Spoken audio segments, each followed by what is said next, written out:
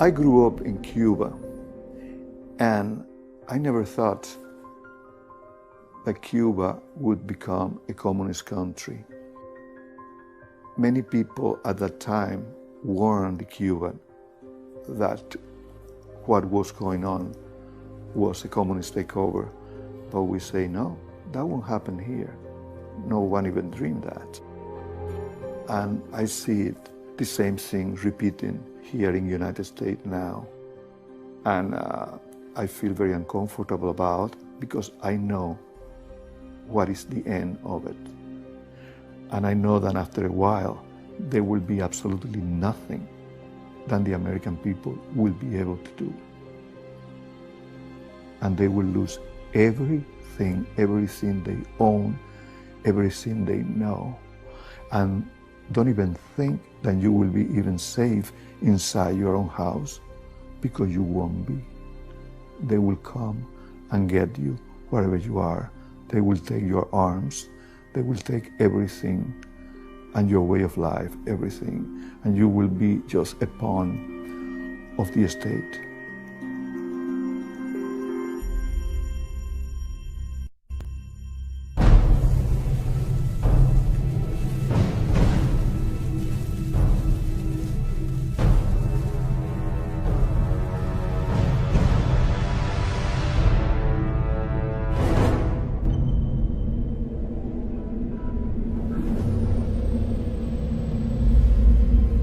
You and I have the courage to say to our enemies, there is a price we will not pay, there is a point beyond which they must not advance. And this is the point I think Americans need to comprehend. If America goes down economically, it will go down militarily. If America goes down militarily, we all go down. The free world is finished, and it'll be finished for a very, very long time. Everything, practically, is in a self-destructive mode. We're in the most critical period we've been since the Revolutionary War. You're not alert, you're not awake with what's happening. They would just as soon see this country on its knees and everything equalized. That concept of collectivism, big government, is a magnet for the predator class. The plans for all of this are to have everything globally in place by 2020. If we're that dumb and we allow this to happen, We deserve everything we're going to get, because we're going to get it right in the neck. We're headed into what could be a nightmare that would make all the atrocities of the 20th century look like they were a dress rehearsal. When people are afraid, they ask government to do more, not less. Their theories are designed to scare the people to believe there's a crisis when there is not a crisis at all. There's no crisis. I think we're losing more and more freedom because we are afraid.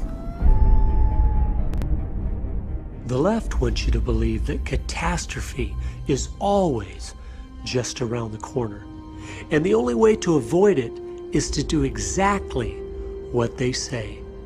But this film will show everything they do is just a Trojan horse of deceit, carefully crafted to advance their real agenda of finishing America off. We have been the main stumbling block to world communism since it first raised its ugly head. From the promotion of Islam to the propaganda of climate change, from the deceit of Common Core to the manufactured economic crisis, and from their manipulation of the evangelical church to the unsustainable debt burden. This film will show the issues are simply being used as a smokescreen to hide the purposeful, premeditated, treasonous attacks on the foundations of our freedom. The war on religion has just purged us from being able to determine right from wrong. You know what Alexander Solzhenitsyn said about Russia? How the communists took over Russia? He said, "We forgot God." Their stated agenda, carved in stone on a monument in Georgia and outlined in documents placed in the Ark of Hope, is to eliminate 6.5 billion people by century's end. And they will succeed if we don't stop them. This is not just a fight for the United States of America. This is a fight for civilization itself. It's everything Karl Marx dreamed of before our very eyes. I think they've pushed us over the cliff in ever since. America isn't going to fall. We are falling.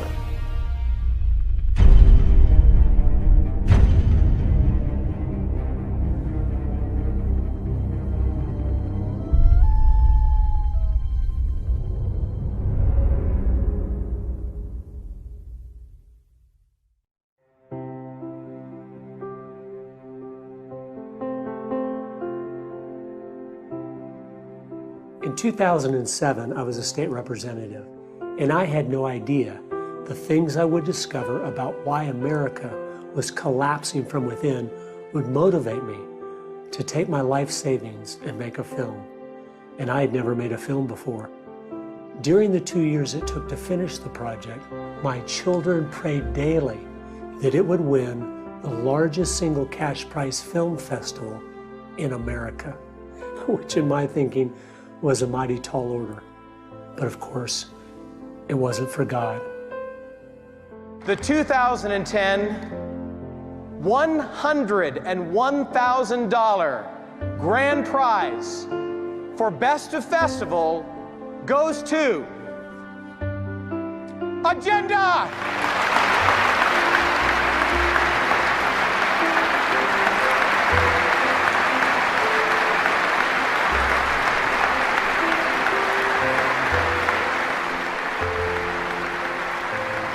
God is so good. I'd like to thank him for just the wonderful wife he gave me. I don't think any man can even reach a fraction of his potential if he doesn't have the woman with him that God intended him to have for life. And I want to thank her.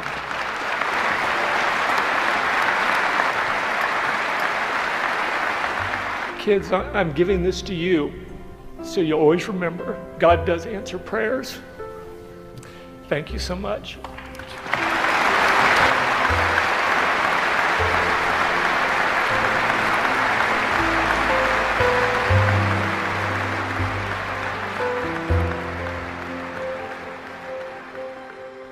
After the festival, Agenda began to spread throughout the country. Millions of people were watching it. We had an average of 1,000 different independent showings every single week for 2.5 years. And as we traveled, people all over just seemed overwhelmed. The people I spoke to felt they were under attack from 100 different enemies with 100 different agendas. But I knew from my research that wasn't the case. If things are always moving in one direction in a unified fashion, there is a reason why. Consistency has never been a virtue of ignorance. An experience we had along the way finally put into place a missing piece of the puzzle. We had a Tea Party group that met monthly at a local community college in Minnesota. We showed the film Agenda, and then afterward, as I was answering questions, a man stood up. He said, "I want to congratulate you on your research and how you found all the socialist, communist influences that have changed America. My hat's off to you." I said, "Thank you, sir." But then he stopped, and I could tell something was coming. He said, "I want to tell you something. I'm a professor at this college. I am a communist, and we will win because we're taking all your children." And then he walked out. A woman in the front row who was crying said, "How could he be at our little community college?" I said, "Ma'am, he is at every school in America. Even though many are starting to wake up, they're studying the issues, they're reading books, they care about this country. They didn't know the most fundamental thing you have to know to ever win a battle of subversion: your enemy." One of the radical Marxist leaders of the 1960s, I think, gave us the key that we are facing today. He said, "The issue is never the issue. The issue is always the revolution. These masters of deceit have used their propaganda so successfully, they've actually accomplished the greatest feat in warfare. They have convinced us they no longer exist, which has given them carte blanche to subvert, manipulate, deceive, infiltrate, and undermine us with no resistance whatsoever. I realized we didn't understand our enemy at all. Their strategy or tactics, their strengths or weaknesses. My work wasn't finished. There was still so much that people didn't understand about the things they have done and are doing to use the issues against us as tools to destroy.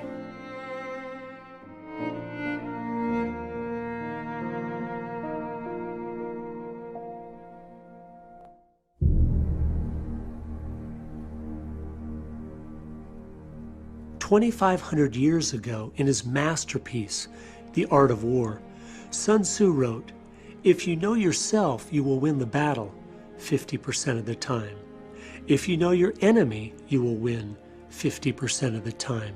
But if you know yourself and you know your enemy, you will win 100% of the time.'" If you don't know who we are as a nation, you don't know our identity, you don't know our history, you don't really understand the price that's been paid for America, then anybody can lead you astray. Once we understand who we are, it will be easy to identify our enemies by those that are attacking the foundations we stand upon. So before the last 100 years of subversion, who were we? What made America the greatest country of all time? God established 3 institutions: the family, the church, and the state. And He told us exactly what their authority was to be and what was within their jurisdictions. America's greatness was that we followed God's instruction on how those institutions should be run. All 3 were created by God to protect each individual person from being abused by the collective. Every attack against us today is aimed at destroying those distinctions. It's interesting to note the Communist Manifesto states the communist goal is to destroy the family, the church, and the state, all 3 of God's institutions. So regardless of how well-intentioned, the enemies of America are all the people and groups that seek to transfer the authority God gave the family and church to the state. And they are collectivists. Collectivism is a broad ideology that includes all of these things like communism, fascism, Nazism, socialism, left-wingism, liberalism. All of these different words are used to describe different flavors of collectivism. And collectivism is the concept that the state is all-important and that the individual must be sacrificed, if necessary, for the greater good of the greater number.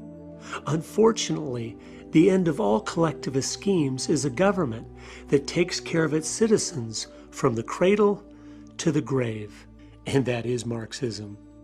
The people that don't understand this naively believe you can have big government without totalitarian methods, and history has shown us you cannot. From each according to his ability, to each according to his need. That was the grand ideal, right? But the problem has always been no one steps down. Once you have the power, no one steps down. And the reality is that beautiful picture was just a picture. It was a fiction. No one ever intended on stepping down. Therefore, that's the reason, no matter what government you go to, whether it's the national government in Washington, D.C., or you go down to your city hall some Thursday night and take a look of who are those people sitting up there in those big chairs, you know, while the little people come in and say, well, I'd like to complain about this. And they say, your time is up, you know. Who are those people in the city hall? They're collectivists, every one of them. They're enjoying this power. They've been drawn to that power. They're predators. Big government will never work because no one is capable of being in charge. We like to think of Hitler and Stalin as if they were uniquely evil people. But the simple truth is, every single person on the planet would have done the exact same things they did if they believed their philosophies and weren't accountable to any higher authority. Ideas have consequences. What you believe affects what you will do. They weren't uniquely evil. They were sinful men like the rest of us, but they had exceptionally bad ideas, the same ones we are playing with today. America was based on the opposite concept of individualism, was that the purpose of the state was not to govern the individual, but to protect the individual. The individual was supreme, and the state was the servant of the individual. In America, valuing each person, this is biblical. This comes from Christianity. You go to communist countries or Islamic countries, life is not valuable. You know, you kill, so what? You can put it in whatever package you want, but the facts are, the mantra of our age being accepted worldwide is from each according to his ability, to each according to his need. And that is communism.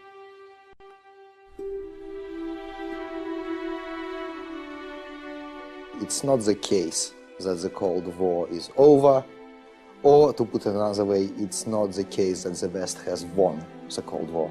The Cold War was not a military confrontation between two military alliances. It was a war of ideologies. It was a war of utopian totalitarian socialism versus democracy, market economy, freedom. I interviewed a New Zealander some years ago who infiltrated the New Zealand Communist Party and was sent to the Soviet Union to train at Lenin's Institute for Higher Learning in 1983. This was the school for communists from all over the world, 6,000 students at any one time, some of them on 7-year courses. They were taught there was going to be a massive opening to the West, that the communists did much better in times of détente than they did of conflict. So they were going to open up to the West, they were going to downplay communism, they were going to change their system. One of the tenets laid down by Lenin was that you have to pretend to be defeated. Communism, as they say, or Leninism is the better word, has gone back and forth through this friendly mode, enemy mode many times throughout history. And this is just to lure the opposition into a feeling of false security. The way you finish ideological wars, the way you destroy an ideology, and we have historical precedent for that. That happened with the Nazis. We should have had the Cold War over 20 years ago, yes, but for that we would need a Nuremberg-style trial of communism, all the crimes exposed, all the archives opened, the judgment of history passed. That didn't happen. Now you've got to realize, when Nazi Germany was defeated in World War II, the Americans went in there and denazified the country. Anybody who was a Nazi was taken out of positions of power, totally changed the whole political climate. Russia was never de-KGB'd. The KGB was left in place, and now it is stronger than it ever was before. And you see their puppet, Mr. Putin, attempting to reinstitute the Soviet Empire now. They may have changed their name, they took their hat which said Communist Commissar across the top, they turn it around, and now it says entrepreneur or capitalist or social democrat or something. But it's the same hat on the same heads of the same Leninists. Trial of communism should have finished that. It didn't happen, and therefore we are not out of that crisis. And that is the reason why we have Putin. That is the reason why you have Obama. It is still going on. The Cold War is going on. It's going on the streets of Moscow now. It's going on the streets of Tehran. It's going on really in America as well.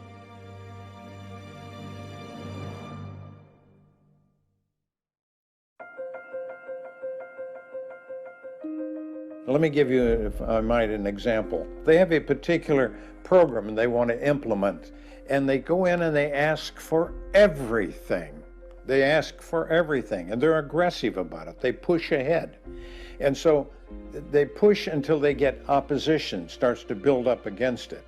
And at that given moment, they evaluate the opposition. They say, Well, is there any strength to it? Will it last? Will we be able to endure it? Or do we push ahead even farther? If the movement grows up to where it can do them harm, they then back off and say, well, maybe we don't want it all. Let's compromise a little. Let us get along together now, because I'm willing to give up what I've asked for totally for just a bit of it. Aren't you willing to give up a bit that we can work together? Next thing you know, another month goes by, another year, and here they come again. They'll just incrementally get what they want. Now, the classic example is Obamacare. Now, that was designed 100% by Democratic Socialists of America, Marxist group. They pushed it on America through Quentin Young, their member, who was the mentor of your president, Mr. Obama. But more than that, Quentin Young was a 40-year veteran of the Communist Party USA. So they got the first steps. The Affordable Health Care Act pushed through in 2009. It wasn't single-payer health care. It wasn't 100% socialised health care, which is what they're after, but they got as much as they could get. Now, if you read their publications, they are boasting it's going to fail. It's not going to do the job. It's going to let people down. But that's great, because then they're going to blame the greedy insurance companies and the nasty doctors, and then they're going to push full on for single-payer health care. They're using the dialectic, they're using Lenin, they're using Hegel. Get what you can get, reach a compromise, then when the opposition backs off, then you go forward for the next step. And you just keep on doing that and doing that and doing that till you get what you want. That strategy is what they use on every issue, every time. We will see a single-payer system implemented by our government in the near future. As Obamacare collapses, as it was designed to, they will step up to fix the problem of high premiums and a disgruntled people with more government. We never seem to learn. We keep compromising, keep giving up ground, and keep playing strictly defense, which is why we always lose.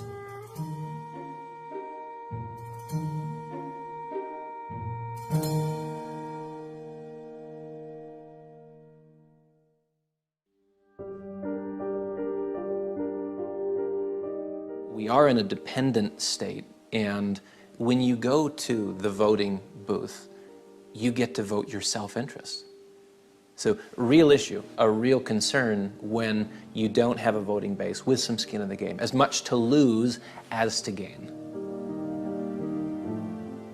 What we know from history is that when you tip the scale at 51%, now you are talking about a license to steal.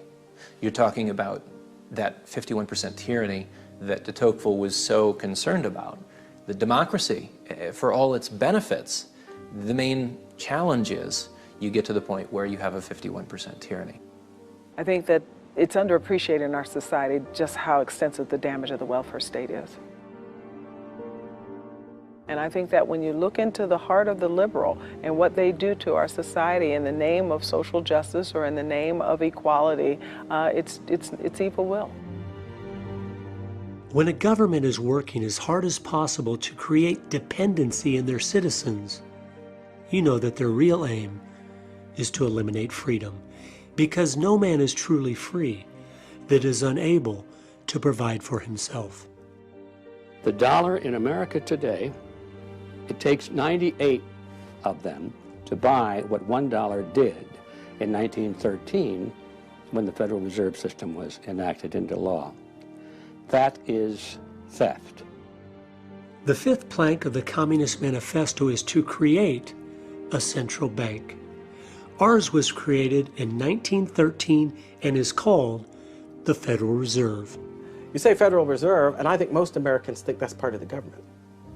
But of course, the Federal Reserve Bank isn't part of the government. The Federal Reserve is a private bank. It's not a government institution. It's as Federal Express. I'm sure the individuals involved would fit nicely into my chart if we knew their names, but we have allowed them to remain anonymous. They also tell us we do not have the authority to audit them to see how much of our money they have printed, even though with each bill they print, inflation soars. At the current rate of inflation, which most think is very modest, things go up in price 10 times every 50 years. My grandfather bought a nice house in 1915 for $4,500. My father bought a nice house in 1965 for $45,000. And my house today is $450,000. So if the rates of inflation just stay like they are, my grandson's house will cost him $4.5 million, and his grandson's $45 million. Inflation is a tax. It's a hidden tax. And so it steals from people who have saved. When they finally retire at the end of a lifespan, all this money that they put aside doesn't buy anything anymore. Houses haven't gotten more expensive.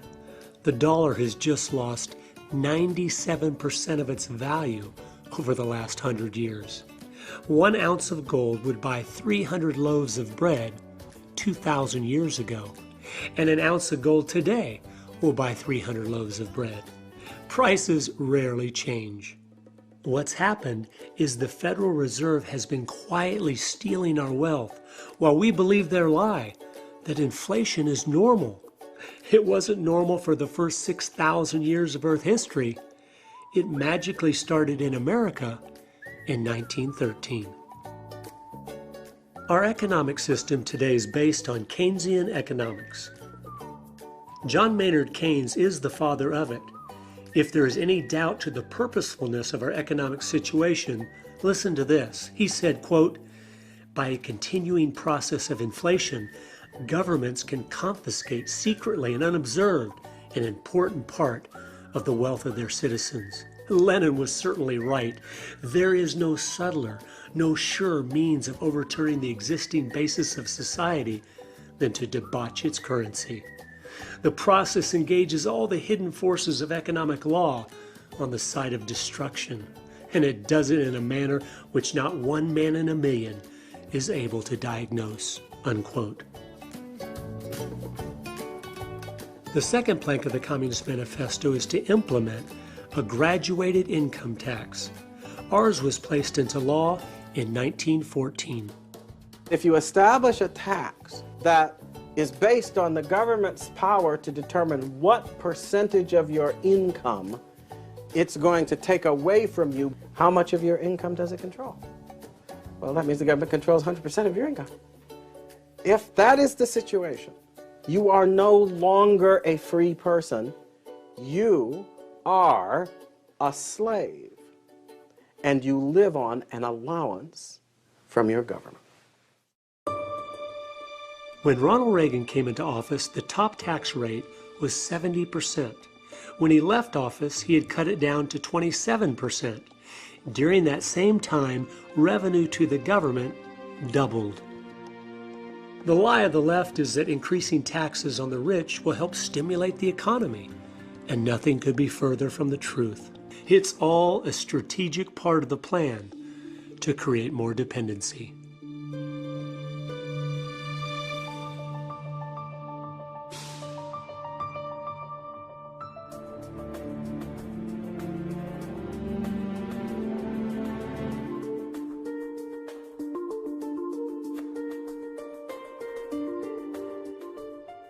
People wonder why our free enterprise system isn't working anymore. It's because the inflation, taxation, and regulation is effectively killing its productivity and its ability to create wealth. So now people talk about redistributing the wealth we have instead of creating more. Every single person in the world could be a millionaire. Wealth is created by hard work, creativity, and ingenuity. The lie that it's a fixed pie is perpetrated by those that seek to pit the have-nots against the haves. If you add up all the debts and obligations our government has placed on us, every single individual owes over $650,000, which obviously isn't ever going to be paid back. That's the nature of bankruptcy. And as one writer used to say, how did you go bankrupt? Well, very slowly and then all at once. God said, "The borrower is servant to the lender." Artificially low interest rates have encouraged everyone to be buried in debt and enslaved to the banks. When you penalize productivity and reward sloth, you know exactly what you are doing. You are making us poorer as a nation, which will create more dependency, but of course, the cycle of history doesn't stop there. And then you find that deterioration, that move towards dictatorship, which is the stage that follows dependency, where the vast majority of people are dependent on the state, and the only way to continue to deliver what the vast majority of people expect is via the strong arm of government.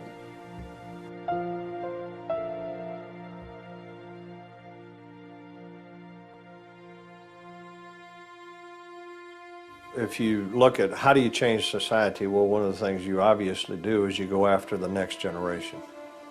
And you do that through the education system, and that's exactly what has happened to us.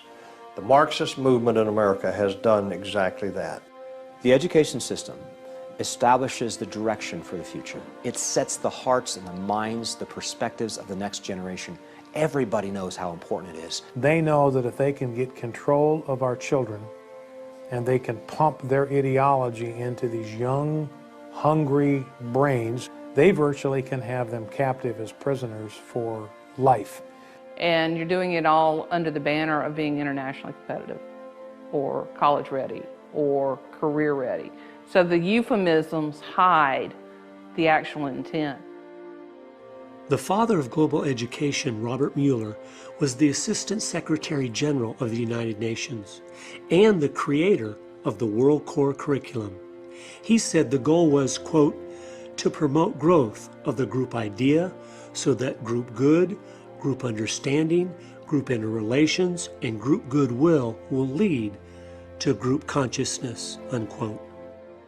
His World Core Curriculum was pushed in America by George Bush Sr. as America 2000, which was renamed by Bill Clinton Goals 2000, which was then given a facelift to become George Bush Jr.'s No Child Left Behind, which was the driving force behind Barack Obama's Common Core.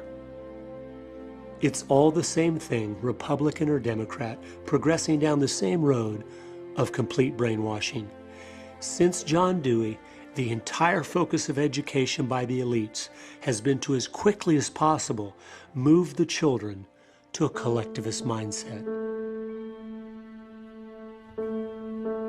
The 10th plank of the Communist Manifesto states, provide a free education by the state for all children and to combine education with industrial production.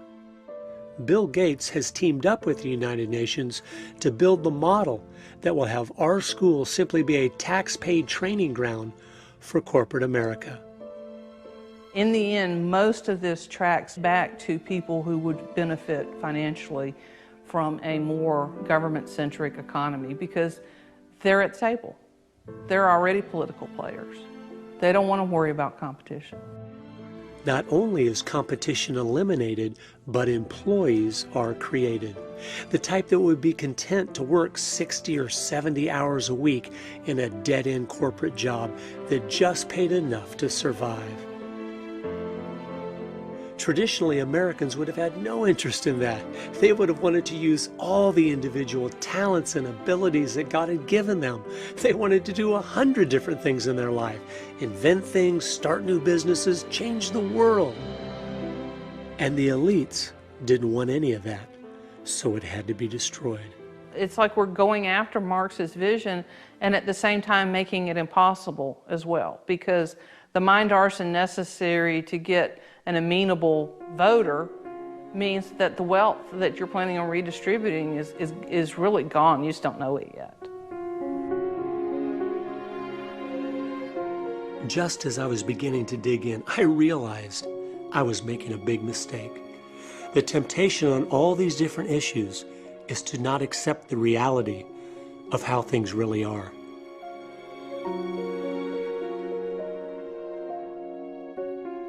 The bottom line is, our enemies are in control of the schools, so there is no fix. I know you don't want to hear that because I don't want to hear that, but it's true. They want our kids to be useful idiots. They want them to be dependent on the state. That's the goal of the whole thing. So they will repackage, rename, rebrand the same old thing over and over again. It is intentionally going downhill. We have to grasp this. It is purposeful. We legitimize them by acting like they just don't have a good idea and we have a better one. They know exactly what they are doing. They want to create a new world man that is dependent on government for his very existence. So to even talk about Common Core, debating its good points or bad points, is playing into their plan of sidetracking all of our energies and efforts on a dead-end road. Even without Common Core, the schools are completely bankrupt and destroying our children. We have seen a decline now for 70 straight years without any interruption. As long as the government has a monopoly in education, we will keep getting what we have. And the end result is to make our children and those educated under this influence, to make them unfit to govern themselves.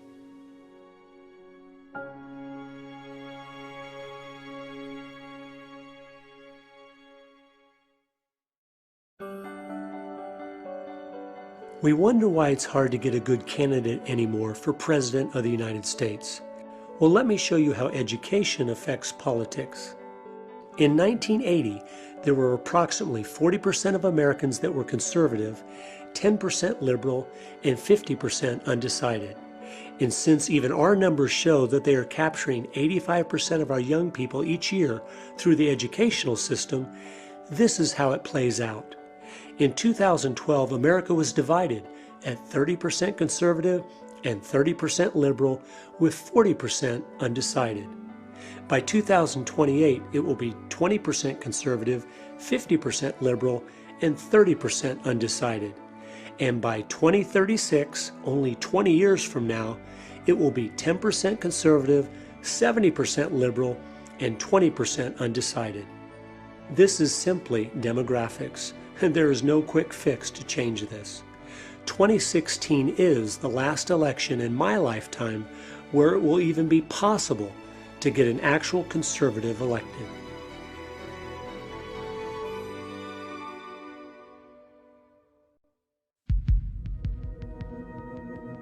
On September the 11th, 2001, when the word came through that the World Trade Center had been hit, Muslims poured out the mosque screaming, Allah Akbar! And they ripped a pregnant Christian girl to pieces, and they went on to kill 9,000 Christians that day in Jos. 9,000 Christians were slaughtered in Jos, Nigeria on September the 11th, 2001. Did your newspapers report that? We have delegated to the UN the right to pick the people who are going to be brought to the United States for refuge. And we keep opening our doors and allowing more in, and that's going to be it's a nightmare that's waiting to happen.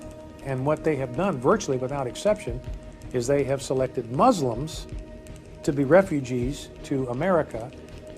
It's like taking a loan from the mafia. You'll pay all right, and you'll pay in spades. Of course, I was born into it. I was raised into it. I lived. So I've experienced Islam in every area of my life. Islam is mandated to take over the world by force. It's commanded. They may deny it, but it's in the Quran. Think about this. Islam doesn't believe in women's rights. It's fine for a husband to beat his wife. There's no freedom of speech.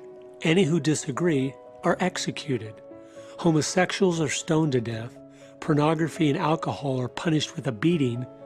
And yet the left loves their system, one that stands against everything they claim to support. I think this proves beyond a shadow of a doubt the left will support anything and use any people group if they think it will help destroy their two greatest enemies, Christianity and freedom. They no more care about Muslims, the poor, women, blacks, the environment, or the children than they do about an unborn baby's right to life, a Christian's right to free speech, or a balanced budget. It is all a lie, 180 degrees opposite of the truth. Only 16% of Islam is a religion. The rest of it is a legal system, a geopolitical system, a military system, a dress code, a moral code. It's a lot of other things, but it's not a religion. How come countries like Iran, when Islam is implemented, there's so much brutality against your own people? Why there is no peace? Why there is fear? That's what an Islamic country is like. Those people who say that Islam is a peaceful and tolerant religion, if the most violent and intolerant religion in history can be called peaceful and tolerant, what do we call the Amish and the Mennonites? It is well documented certain fact that international terrorism was invented by the Soviets in the first place. I mean, you can't argue against this. Seeing all the documents, they were training, financing, arming all the terrorists. Originally, those were left-wing terrorists called normally liberation fronts, liberation movements, these kind of things. That was the plan of Yuri Andropov. In 1972, Ion Pachepa, who was head of the Romanian KGB, who later defected to the United States, he had a meeting with Andropov, the head of the Soviet KGB, where they organized the sending of 4,000 Soviet agents into the Islamic world to stir up hatred against Israel and the United States. So the communists saw another wedge opportunity there, another way to divide and conquer, another way to build armies of opponents to their main enemy, which is the United States. We know that the Marxists were infiltrating the American Christian churches 80, 90 years ago, getting into the seminaries. Well, do you not think they were also infiltrating the Islamic seminaries in the Middle East? They realized these people have the same goal of world domination. Let's infiltrate and become the leaders, and then use these people to accomplish our goal. Most of those people think they're fighting for Allah. They don't have any idea they're fighting for communism.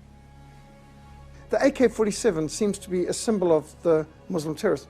They didn't invent or design or produce the AK-47. It was provided to them by the Soviets. In fact, all the weaponry, whether you're thinking of the MiGs they're flying or the high-end helicopter gunships that they're strafing and machine gunning our missionaries and teams with in Sudan, it all comes from the Soviet bloc and from Red China. The Soviets established and set up and ran the Palestine Liberation Organization.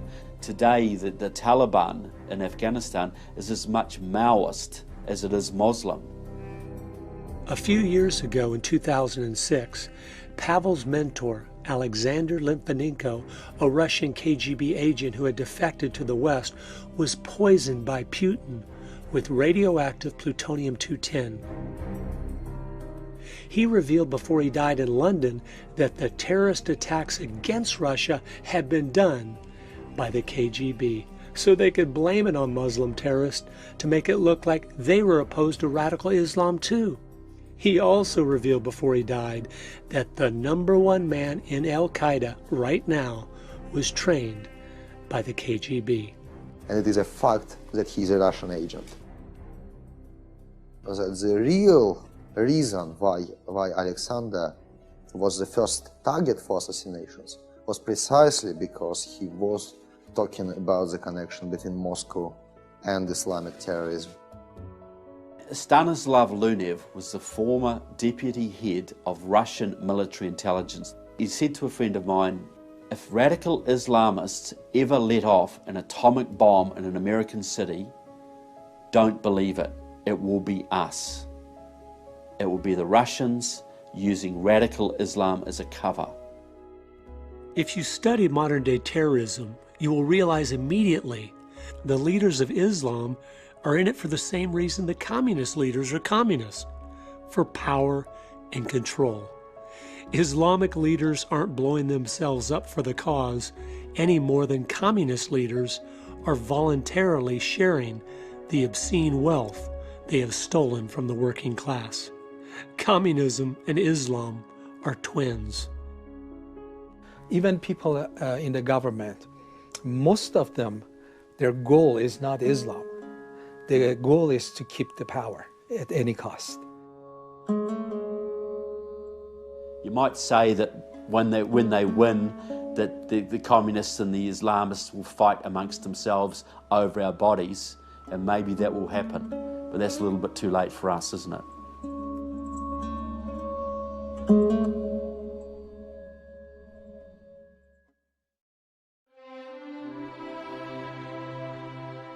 Missionaries were being machine gunned on the roads.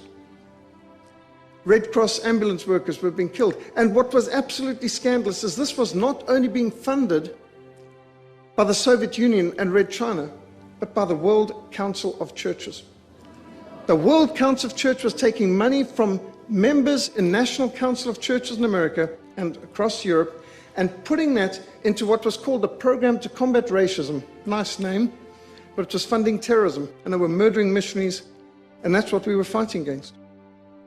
The World Council of Churches used to be known as the Communist Party at prayer.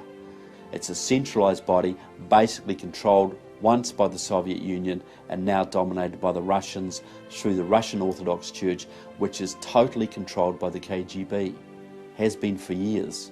Do you think in Russia, under Stalin, he revived the Russian Orthodox Church? Do you think he would have revived the Russian Orthodox Church had he not controlled it?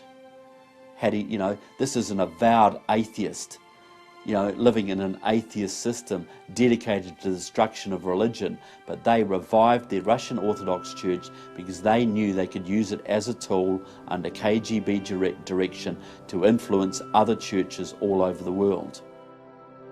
What I see is that the church has become an enemy of God, because it has been infiltrated with people that have degrees from elite institutions. And these are people that, they have come into the church, but they never were believers. There are some professors in divinity schools and seminaries that take delight in destroying the faith of innocent young people. Christianity has always been the main target because they knew with a strong Christian church, their plans of a one-world government that requires a one-world religion to succeed would never be possible. And I think that's why Christianity is a religion that people intent on despotism don't want around. The surest sign that the elites in our society are up to no good, just as the founders of our country predicted they would be, by the way, is that they're trying to get rid of Christianity. Because Christianity is what encourages people, emboldens people who live according to good conscience, acknowledging God, to stand firm in the right. Step one was to remove God's word, the absolute authority and standard of the church. It's as if the uncomfortable things that hold us accountable have slowly been scrubbed from the message from the pulpit. What was sin 2,000 years ago is sin today. And that's a message I think we need to hear quite often from the pulpit, and I don't hear it that much. Research shows the majority of Americans don't believe anymore that the Bible is God's word. But a more amazing testimony to the left's success is the vast majority of seminaries in America don't either. They realize that if you can influence churches, you can influence millions of people. So a lot of these people have had an end game in view, and part of the end game is seeking to enlist the church as pawns in their game. Step two was to force real Christianity inside the four walls of the church, while sidetracking those that were just religious with do-gooder causes. We Christians in the West, we are not even aware how much oppression we have in the U.S. We are persecuted without knowing it. They have told us, Christians, you can't do this. I said, yes, sir, we won't. You can't do, witness at your work. Okay, yeah, I won't. You can't talk against sin. Okay, sir, we won't do it. And so gradually, we Christians, what they allow us to do, okay, you can gather in your churches on Sunday, worship the best you can, and then go home. And we have accepted that type of Christianity. We have accepted that we should not and we cannot influence our society or the government. We have accepted those limitations that the enemy has put on us. And we have withdrawn into ourselves without even realizing it. Something that is obscene is something that shouldn't be brought into public. When are Americans, particularly people of faith, going to realize that over the course of the last 60, 70 years in our country, we have allowed them to redefine the world so that Jesus is obscene, so that God is obscene, the Ten Commandments are obscene, kids wearing a t-shirt that says Jesus saved, kicked out of school, people wearing an F word all over their clothing, they can wander around. As I dug in to find out how this had happened, I came across testimony from the Congressional Record in 1953. Manning Johnson, who was a top communist official, testified. He said, quote, "The communists discovered that the destruction of religion could proceed much faster through infiltration of the church.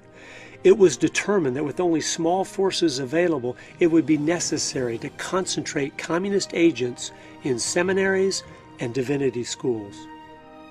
These institutions would make it possible for a small communist minority to influence the ideology of future clergymen. The idea was to divert the emphasis from the spiritual to the material," unquote. The testimony continued with Benjamin Gitlow, who was one of the founders of the Communist Party USA. Quote, "The Methodist Federation for Social Action was first organized by Dr. Harry Ward. Its objective was to transform the Methodist Church and Christianity into an instrument for the achievement of socialism," unquote. Dr. Harry Ward was not only a communist, he was also a member of the Fabian Socialist Society. His good friend and fellow Fabian was Dr. Walter Rosenbusch, and unbelievably, those two men started what is today the National Council of Churches. Unfortunately, most Christians these days are tragically biblically illiterate and are accepting anything that comes down the pike that has the name Jesus stamped upon it, but it's not the agenda of the Jesus of the Bible. It's basically a satanic agenda which is seeking to displace Jesus and exalt the worship of man and creation over the Creator. The communist goal was to turn their number one enemy, the Christian church, into their greatest asset. That monumental task is almost complete. They are turning the evangelical church into a counterfeit that worships a false God, one they have created that is only love, with a false gospel, a do-gooder works salvation instead of Christ alone, and a false mission, saving the planet instead of fulfilling the Great Commission.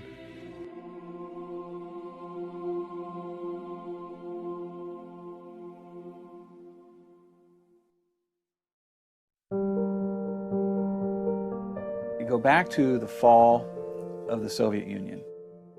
Suddenly, if you were from that side of things, from the communist side of things, you're looking at the world, and there's only one superpower left, and it's the United States of America. It is the only nation on earth that is built on the ideals of limited government, free enterprise, individual liberty, private property rights. So now you've got this one superpower that is completely opposed to everything you believe in. What do? Well, the word came down to harmonize the United States into the rest of the world. You know, what would get us to do that? What would get us to throw our liberties on the bonfire like a good old-fashioned book burning? Environmental Armageddon became the choice. You've got to save the planet. And that became the mantra. And Americans bought it hook, line, and sinker. The environmental movement became the most popular movement in the country, and people were willing to be led in any direction if it meant protecting the environment. And that's pretty much how we got there.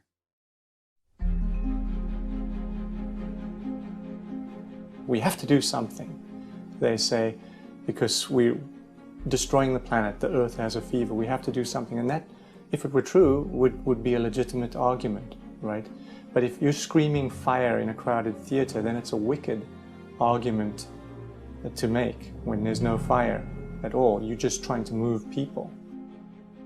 There are three core claims that are propping up the entire movement.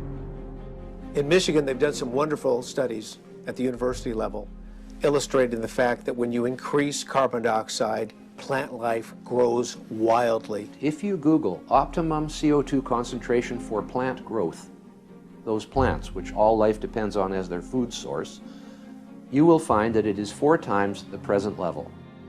You can go back to the era here on planet Earth. Levels of carbon dioxide were probably 6 to maybe 12 times higher than today. We're not at a high point now. We're at a low point. Foliage was all over the planet. Carbon pollution is now a common term that people are using, when in fact, if CO2 fell below 150 parts per million in the global atmosphere, all the plants would die.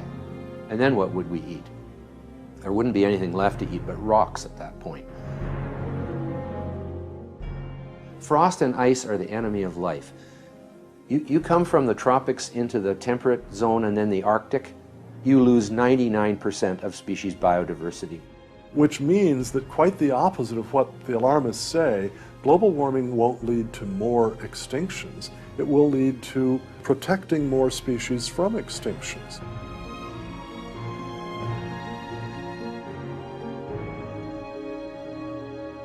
Over 115 different countries and territories are dying off by not having the 2.1 children per woman that is necessary for a country to survive. Population has increased in recent years because of modern medicine, and our environment has become so much cleaner. The world could easily handle 100 billion people, but it will never even reach 10 billion. As soon as this generation of elderly start dying off, population will decline for as far as the demographer's eye can see. You know, you could move the entire population of the globe to the state of Texas, use 1/3 of it for living space, 1/3 for factories and workplaces, and another 1/3 for recreation, and you could leave the entire rest of the world completely uninhabited.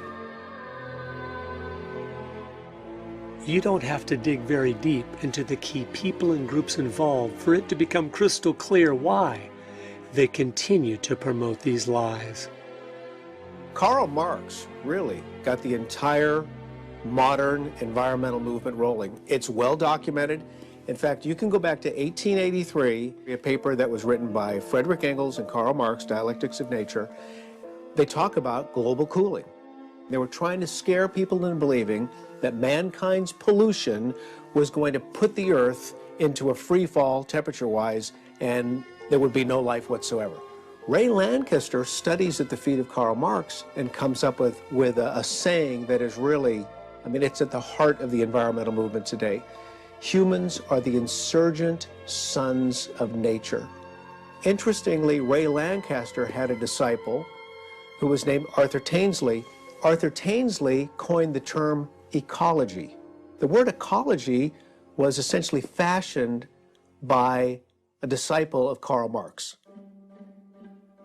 And it keeps going. Earth Day is celebrated on April 22nd each year because that was Vladimir Lenin, the founder of the Soviet Union's birthday. And Gus Hall, who wrote the book Ecology that helped get the movement rolling, was the head of the Communist Party USA. The modern engine of the environmental movement is the United Nations. You have to remember, the United Nations Charter was written by Alger Hiss, one of the most notorious Soviet spies working in the FDR administration. People don't know that. When my friend was training in Moscow, the Soviets were openly telling all of their students from all over the world, the United Nations is our thing. We own it. This is our instrument for policy. This is our baby. Maurice Strong has headed up the entire environmental program of the United Nations for decades and is the father of Agenda 21. He said, quote, Agenda 21 is a blueprint for constructing the new world order. It is vital people grasp this, unquote. He picked Gro Harlem Brundtland to write out the world's environmental agenda in a document titled Our Common Future, which is where the term sustainable development was used for the first time. Guess who she was? The former vice president of the World Socialist Party, the group that Karl Marx himself started. The icing on the cake is the next player I came across, Mikhail Gorbachev, the murderous communist dictator. Guess what he did immediately upon stepping down from the Soviet Union? He started an environmental group, Green Cross International. You mentioned Gorbachev. He has no problem at all switching gears from the Soviet destroyer of the environment, come to America, he's the savior of the environment. But what's he promoting? Bigger government, more control, more power to the United Nations, less individual freedom, all of the agenda of collectivism. He's doing exactly the same thing in San Francisco that he was doing in Moscow. And he isn't just some French player. He is one of the leaders. When I found out that the Earth Charter, which is supposed to be the new 10 Commandments for the 21st century, was written by Mr. Gorbachev, it was clear. Environmentalism isn't just like communism. It is communism. You couldn't make this stuff up. A lot of the people in the peace movement were in fact more pro-Russia and anti-American than anything. And they brought their neo-Marxism with them into the environmental movement, pushing it to the extreme left of the political spectrum. Greenpeace and their allies and a whole bunch of other fellow travelers have adopted these agendas, which actually, if they were brought into effect, would cause more damage to people and the environment than if we just went about our sort of conventional way that we're on now.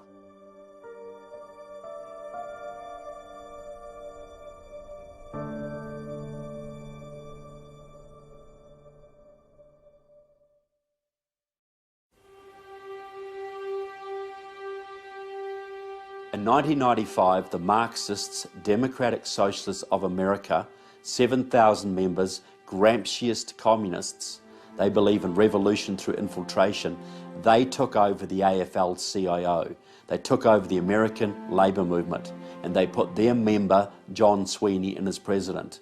And now their protege, Richard Trumka, runs it for them.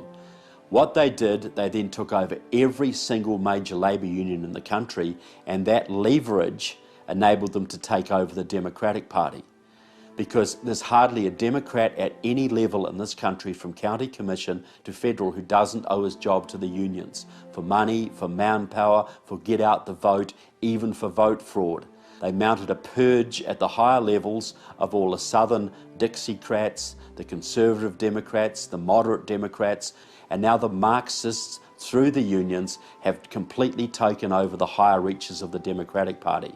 So you've got 20,000 card-carrying communists in your country are dictating the policies of the Democratic Party, which is controlling the lives of 300 million Americans.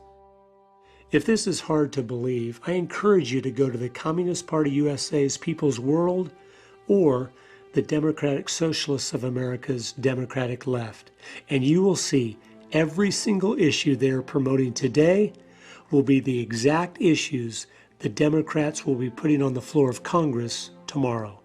And you've got all these loyal Democrats out there, good patriotic people, who still think they're voting for Harry Truman and JFK. Look, by the standards of today, do you think Harry Truman or JFK would have a chance in today's Democratic Party? Those guys today would probably be in the Tea Party. Yet their party is now run by communists, and all these loyal Democrats all over this country are still voting on party lines and basically voting for Marxists and anti-Americans because they do not understand their party has been taken over. It's no longer just an opposing party with different views.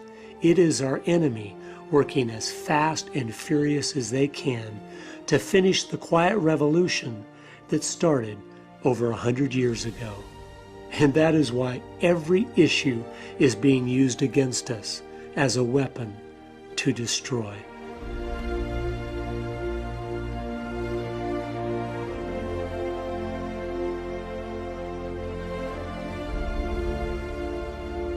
So the process is simple. The Marxists set a policy. It might be socialisation of student loans, or green jobs, or cap and trade, or card check, or a New START treaty with Russia, or Obamacare, or immigration amnesty. They're behind the campaign to end fracking. They're behind the gutting of your military. They're behind the dumbing down of your schools and Common Core. All of these programs that are affecting every American every day is being orchestrated by small Marxist groups who have been able to take over the labour movement of this country, and by doing that they then took over the Democratic Party and are now running the country. They're effectively running the country. I contend that sooner or later they will use violence. They'll use violence when they get to a certain percentage. If they can get 70% of the people behind them, they will wipe out their opposition, because the socialist communists cannot stand competition. They have to take America down, then they can have world government, and the communists will then throw off their mask and they will have worldwide Leninism. That is their plan.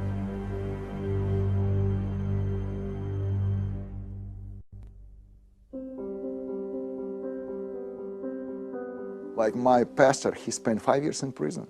My cousin's husband, he spent 9 years in prison. He was a pastor. Because they say, no, no, no, you cannot worship in this way. You can worship to your God only as we say to you. So when government coming inside in our lifestyle, it's really bad for us. It's really bad. So. The Chinese has a system called re-education through labor. Any police officer can issue you a re-education through labor system that can make any Chinese citizen arbitrarily sent to a labor camp for up to 3 years without needing any due process at all. My younger brother was 16 years old. He was politically active minor, 16-year-old. And they arrested him. This was in the 80s, early 80s, put him in jail. And they told my mom, who was visiting, don't worry, he's doing okay. We're going to release him. They kept him 2 years until he turned 18. And one day they called my mom, said, come and get his body. We killed him. And no reason, no court, why. He told me he's okay, he's making progress. And they charged my mom for the bullets that killed my brother. He said, we spent this much, you have to pay us to release his body. You have to pay for his execution. Don't want to live through this again, but I am living it. You know, every day is one more provision, one more thing that you cannot say. And I don't know. It's no secret that totalitarianism resulted in the slaughter of hundreds of millions of people during the 20th century.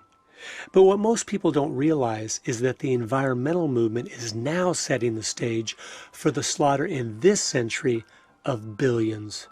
Since humans have now been labeled the greatest enemy of Earth, and the planet has been elevated to God status through the resurrection of ancient paganism, things that were once unthinkable are now becoming thinkable.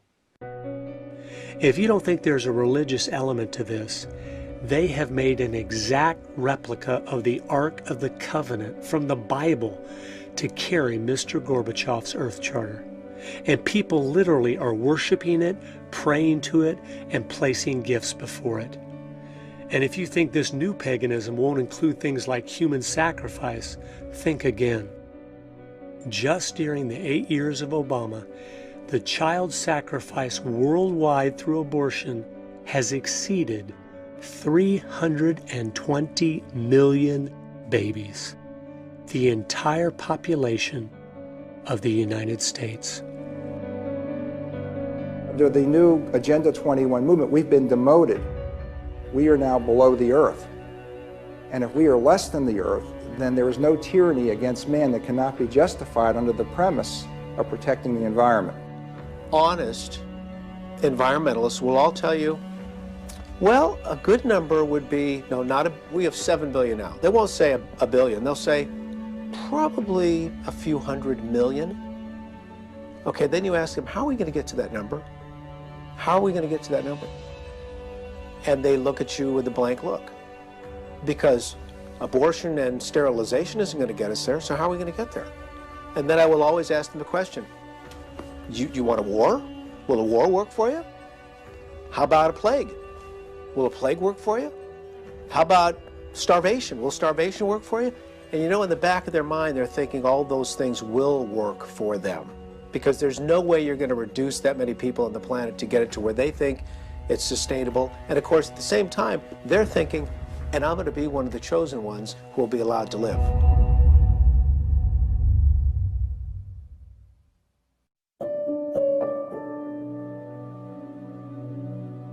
The odds are against us. We have seen the trends move in the direction to oppose the Christian faith, to oppose family, freedom. Socialism is on the rise. And I think people are intimidated by the giants. What we need are Davids who show up and say, who is this uncircumcised Philistine who should defy the armies of the living God? Who does this big guy think he is? And then you go and get your 5 stones and you launch one into the head of this thing. That's what we need. It takes a certain commitment to not an election cycle, but an intergenerational commitment to ideals which, if implemented, can change society. We've seen it happen for the other side. We should expect nothing less than the same kind of time frame and the same kind of pledge. Only ours, I think, is more deeply. Our lives, our fortunes, our sacred honor. Honor fits in. And the Republican Party has an establishment that has given us some losers for candidates. It's time for the grassroots to rise up and reassert itself. Listen, as Christians, we have a spiritual, moral obligation to vote. We have to go into political office. We have to network with each other. We have to dislodge these professional politicians and collectivists. And there are people who think that the job of precinct committeeman is the most important. We have to take back over the Republican Party. I attended my first county Republican meeting in May of 2006. Within a couple months, I was asked to be the precinct committeeman for my area because the position was empty. And then, only 11 months after I attended my first meeting, I received a call one morning from the governor asking me to be the new representative from my district. Did you know about 35% of the precinct committeeman positions are empty nationwide? We need to fill them with real conservatives and take the party back from the ground up. Number one, we need to bank locally at small independent banks so the money stays in our communities to make them stronger and more self-sufficient. Stop using the big banks. We are funding our own destruction with every dollar we give them. Number two, we need to get out of debt. This will make us economically stronger as individuals, which will make us stronger as a nation. Number three, be productive. Start new businesses. 100 years ago, 70% of Americans own their own business. Today, it is less than 20%. Fathers need to come home and start utilizing the incredible potential of their families in creative home businesses. Number four, mentor youth to be entrepreneurial. That is where the money is and true independence. It also eliminates the need to go to college, where we are losing all of our children. And number five, buy USA every time you can. It keeps the money home instead of funding our enemies. It provides jobs for Americans. And most importantly, it stops rewarding all the countries of the world that have enslaved their people for profit.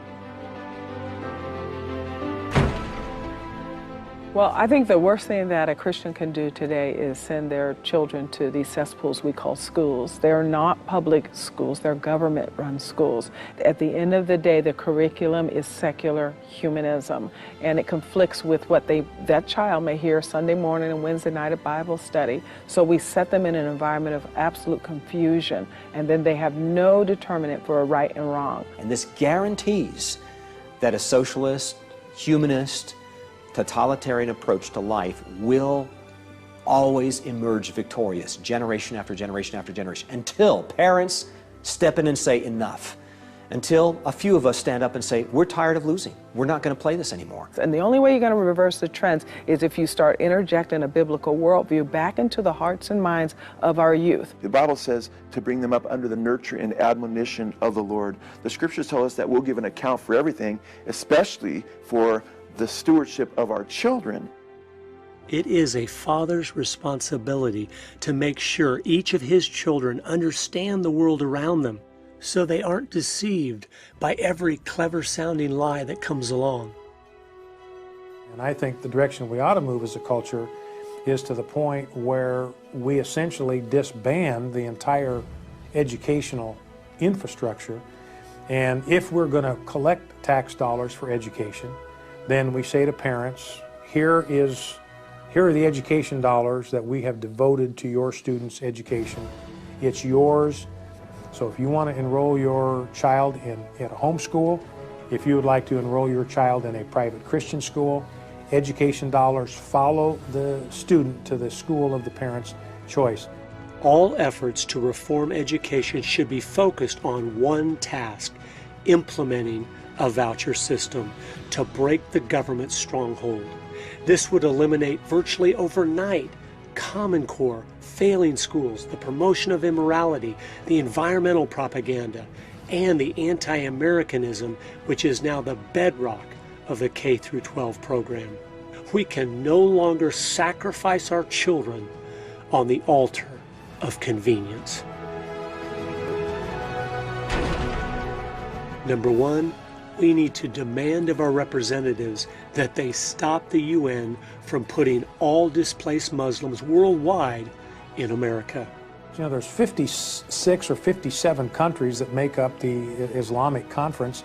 If you've got a Muslim in one Muslim country that needs a place of refuge, they've got 56 other places where they ought to be able to go.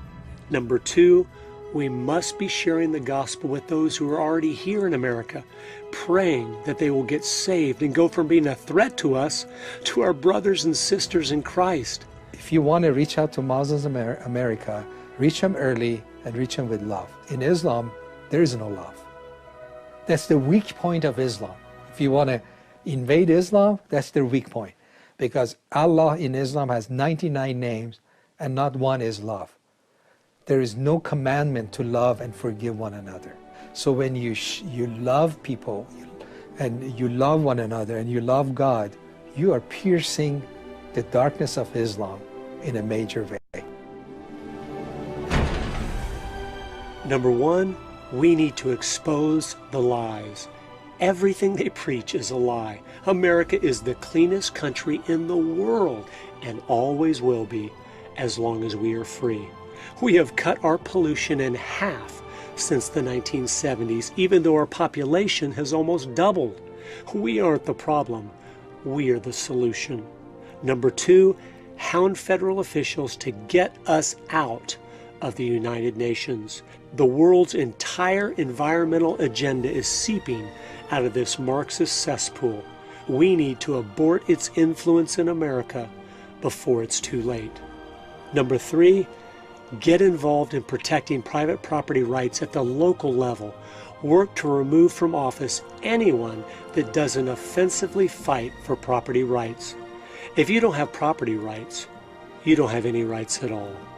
Property owners have a proven record of knowing what is best for their land far better than any government ever has. Some of the signs to look for to discern as to whether or not you are in an apostate church. It's important to see, is a pastor preaching the gospel of Jesus Christ crucified on the cross for our sins, buried, resurrected again? Is he preaching the message of the gospel and eternal judgment, and the fact that we don't live very long on this earth and we're going to stand before God and give an account as to whether or not we've embraced the grace of God through Christ Jesus? Is he preaching repentance, that you must turn from sin and embrace Jesus Christ as Lord and Savior? If you don't see that in a fellowship and there's another agenda afoot, I would say, run and don't walk to the nearest exit. We need those of you that are pastors to stand up and lead and only be concerned about one thing. What does God think about what you're doing? And we need those of you that are Christians to share the gospel faithfully Most under 30 in America have never even heard the truth about Jesus. 67% of non-Christians have never even been invited to church. This is unacceptable. The complete transformation that takes place with salvation is the only real hope for America.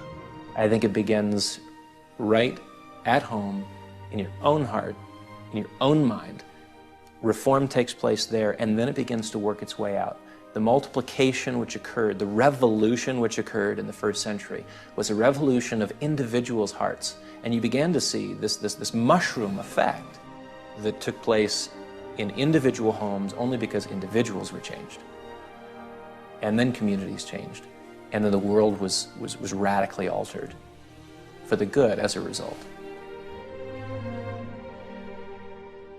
I think the day of the sunshine patriot and the fair weather Christian are coming to an end. We're going to have to pick what side we are on. And there's not 10 different options. There's only 2. We will either be on God's side, living a pure life, standing for His laws, regardless of the cost, or we will be on man's side, which means we are the enemy of God. And the reality is, these evil people and groups that have just dismantled this country over the last 100 years, they have done that while an all-powerful, holy God has been sitting on His throne. What does that mean? It means He has allowed that to happen. That's what should drop us to our knees in fear. Why would a holy God that hates what these people are doing far worse than we do, why would He allow them to flourish and succeed in their plans? Well, I think if each one of us looks inside of our own heart, on our knees before God and says, God, what have I done that has caused you to remove your hand of blessing from our country? I know we've all done things that have contributed to the problems that we face. If we repent, if each of us individually comes before God and makes things right, and then makes a firm decision to go in the opposite direction and change things, I know He will bless our efforts. I know He will give us back our country, because that's who He is. He is long-suffering. He loves His people. He loves truth and righteousness, and He hates what is evil.